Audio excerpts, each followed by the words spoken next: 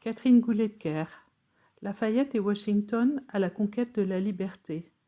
Roman historique, La Geste édition. À la cour du roi, le jeune marquis étouffait.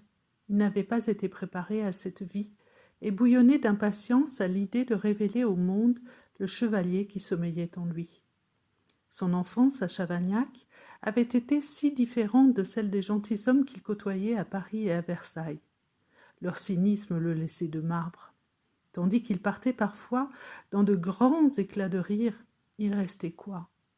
Petit, il n'avait pas appris comme eux à bien danser et se tenir, encore moins à cultiver son éloquence.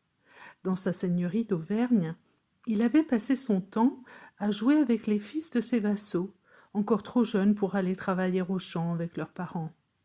Sur les hauteurs boisées du hameau de Chavannes, il guerroyait pendant des heures avec son épée de bois.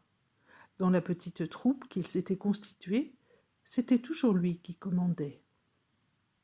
Le désir de se battre ne venait pas du néant. Le soir, à la veillée, ses tantes et sa grand-mère paternelle lui racontaient les épopées légendaires auxquelles les hommes de sa famille avaient participé. Leurs récits chevaleresques enflammaient son imagination. En l'absence de ces êtres de chair, il les idéalisait. Le lendemain, il mettait en scène avec ses compagnons de jeu leurs exploits glorieux.